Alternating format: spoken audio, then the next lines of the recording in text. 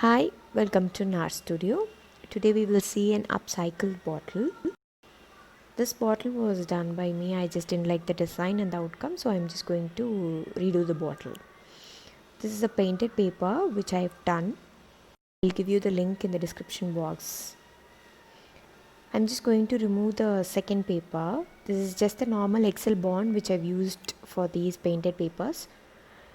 Once you remove, it will be like this. If you didn't remove also, it is of no problem. Just go ahead and stick it because they are very thin papers. I'm just applying glue on the bottle as well as on the paper. You can use decoupage glue or normal fevicol or anything.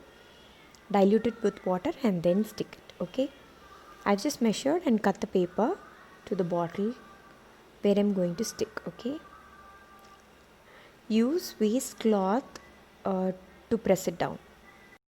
This will help you like no crease effect on the bottle or on the paper. It will be very neat.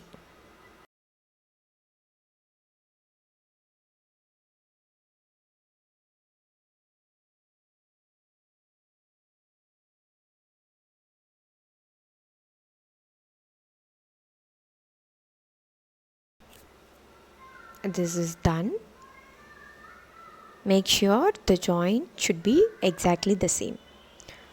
I'm just giving one coat of glue diluted with water on top of the paper so that it will stick good. The next step, I'm just using this brush to paint on top of the bottle like this. You can use white, black, yellow, gold, anything contrasting to it. Here I'm just using white.